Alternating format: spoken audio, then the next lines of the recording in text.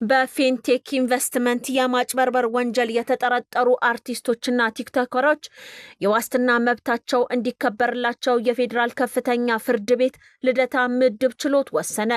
ሆኖም ችሎቱ ተጠርጣሪዎች ለዋስትና የሚያቀርቡትን የገንዘብ መጠን ለመወሰን ለሰኞ ግንቦት 3 2018 ዓ.ም ቀነ ቀጠሮ ሰጥቷል። አቃቢ ሕግ በበኩሉ አምስተኛ ተከሳሽ ከሆነው መንሱር ጀማል በቀር የዋስትና መብታቸው ቢከበር እንደማይቃወም ለችሎቱ አስታውቋል። ችሎቱ በበኩሉ አቃቢ ሕግ በአምስተኛ ተከሳሽ መንሱር ጀማል ዋስትና ጉዳይ ላይ አቃቢ ሕግ ያለውን ተቃውሞ በጽሁፍ ለግንቦት 3 እንዲያቀርብ ትዕዛዝን ሰጥቷል። እንደ አውሮፓውያን አቆጣጠር በ2025 የዓለም የጦር መሳሪያ ወጪ ከፍተኛ የሚባል ደረጃ ላይ መድረሱን የተባበሩት መንግስታት ድርጅት አስታወቀ። እንደ መረጃው ከሆነ አጠቃላይ ወጪው 2.887 ትሪሊዮን ዶላር የደረሰ ሲሆን ይህም ከብዙ እጥፍ ለጤናና ለማህበራዊ ድጋፍ ከሚወጣው የሚበልጥ ይሆናል። ይህ መጠን የተባበሩት መንግስታት ከሚጠቀመው ዓመታዊ መደበኛ በጀት በ776 እጥፍ ይበልጣል ብሏል። ድርጅቱ በ2025 ዓመታዊ በጀቱ ለተለያዩ ጉዳዮች የሚውለው በጀት 3.72 ቢሊዮን ዶላር እንደነበረ አስታውሷል።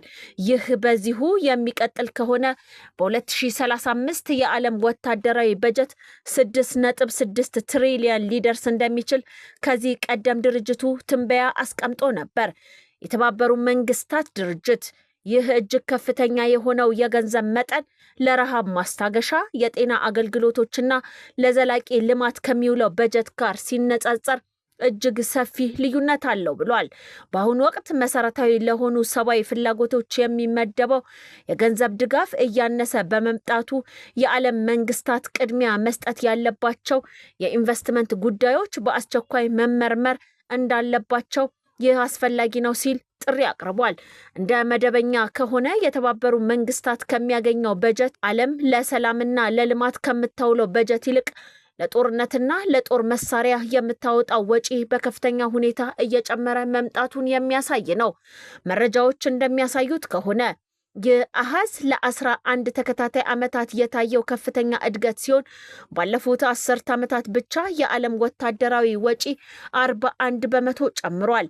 ከፍተኛ ወታደራዊ በጀት ከሚያወጡ ሀገራት መካከል አሜሪካ፣ ቻይና፣ ሩሲያና ህንድ ቀዳሚውን ተርታ የሚይዙ ሲሆን አውሮፓና ሌሎች የእስያ ሀገራትም እንደሚገኙበት መረጃዎች ያመላክታሉ። በዚህ ወቅት በዓለም አቀፍ ደረጃ በተለያዩ ሀገራት መካከል ጦርነቶች እየተካሄደ ሲሆን ይህ ደግሞ ወደፊት ያለውን ወጪ ከፍ እንዲል ያደርገዋል የሚል ትንበያም አለ። ወታደራዊ በጀት እየጨመረ መምጣቱ ሀገራት ከልማት ይልቃቸውን ወደ ጦርነት የሚወስዱት ላይ መዋለ ነዋይ ማፍሰስ ላይ እንዳዞሩ የሚጠቁመው የድርጅቱ መረጃ ዓለም የወታደራዊ አቅም መገንባት ፉክክር ላይ እንደተጠመደች ያሳያል። የመንግስታቱ ድርጅት ከዚህ ቀደም በአፍሪካ ወታደራዊ የበጀት ጭማሪ እየታየ ስለመሆኑ መግለጹ ይታወሳል።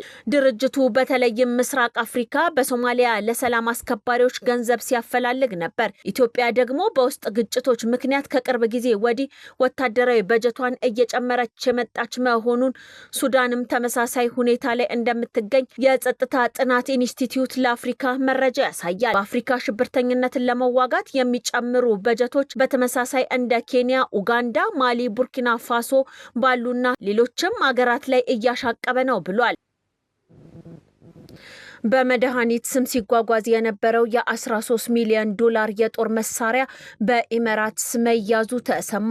የዩናይትድ አረብ ኤሚሬትስ የጸጥታ ኃይሎች በሱዳን ግጭት ለጀነራል አልቡርሃን ጦር በሰብአዊ እርዳታ ስም ሲላክ የነበረው ግዙፍ የጦር መሳሪያ ጭነት በቁጥጥር ስር መዋላቸውን ተናግረዋል። መሳሪያዎቹ የሕክምና ቁሳቁስ ተብለው በሐሰት ሰነድ እንዲጓጓዙ ተደርጎ የነበረ ቢሆንም የኤሚሬትስ የጸጥታ አካላት በጥርጣሬ በመበርበር የሚከተሉት ይዘቶች መያዛቸውን አስታውቀዋል። መሳሪያዎቹ የሕክምና ቁሳቁስ ተብለው በሐሰተኛ ሰነድ እንዲጓጓዙ ተደርጎ የነበረ ቢሆንም የሀገሪቱ የጸጥታ አካላት በጥርጣሬ በመበርበር የሚከተሉትን ይዘቶች መያዝ ችለዋል። ክላሽኮቭ ጠመንጃ፣ መትረየሶችና የእጅ ቦምቦች፣ በሚሊዮን የሚቆጠሩ ጥይቶች። አጠቃላይ ጭነቱ 13 ሚሊዮን ዶላር ይገመታልም ተብሏል። ከዚህ ህገወጥ ዝርዝር ጋር በተያያዘ 19 ግለሰቦችና 6 ድርጅቶች መለየታቸው መሆናቸውን የሀገሪቱ ጠቅላይ አቃቢ ሕግ አስታውቋል። እስካሁን በጉዳዩ ላይ ከተጠረጠሩ 13 ዋና ተጠርጣሪዎች መካከል 9 በቁጥጥር ስር ውለው ምርመራ እየተካሄደባቸው እንደሚገኝም ታውቋል። የነዳጅ ዋጋ ንረት አሜሪካንን ክፉኛ እየፈተነ ነው። 24 ቢሊዮን ዶላር ተጨማሪ ወጪ አሜሪካ አውጥታለች።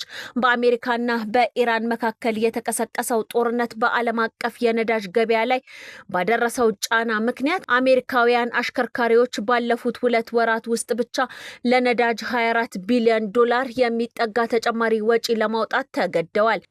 የጋዝበዲ የነዳጅ ዘርፍ ተንታኝ ፓትሪክ ደሃን እንደገለጹት በዚህ አስደንጋጭ ወጪ በሰከንድ 6462 ዶላር ወይም በየሰዓቱ 23.3 ሚሊዮን ዶላር ገደማ ከአሜሪካውያን ኪስ እየፈሰሰ ይገኛል። ይህም ከፍተኛ መጠን ያለው ገንዘብ ከ1.2 ቢሊዮን ሰዓት በላይ የህፃናት ማቆያ ወጪ ሊሸፍን የሚችል መሆኑን የችግሩን ስፋት ያሳያል ብለዋል። ለዚህ የዋጋ ንረት ዋነኛው ምክንያት 20 በመቶ የሚሆነው የዓለም የነዳጅ አቅርቦት የሚያልፍበት የሆርሙዝ ሰርጥ በጦርነት ስጋት ሳቢያ እንቅስቃሴው መስተጓጎሉ ነው። በዚህ ምክንያት በአሜሪካ የ1 ጋሎን ነዳጅ አማካኝ ዋጋ ከ$4 በላይ የደረሰ ሲሆን በግንቦት ወር መጀመሪያ ላይ ደግሞ ወደ $4.50 ተቃርቧል። ይህ የዋጋ ጭማሪ በተለይ ለፎርድ F150 መሰል ተሳቢ መኪና ባለቤቶች በአንድ ጊዜ ታንካቸውን ለመሙላት ከባለፈው ዓመት ጋር ሲነጻጸር የ46.44 ዶላር ተጨማሪ ክፍያ እንዲከፍሉ አድርጓቸዋል።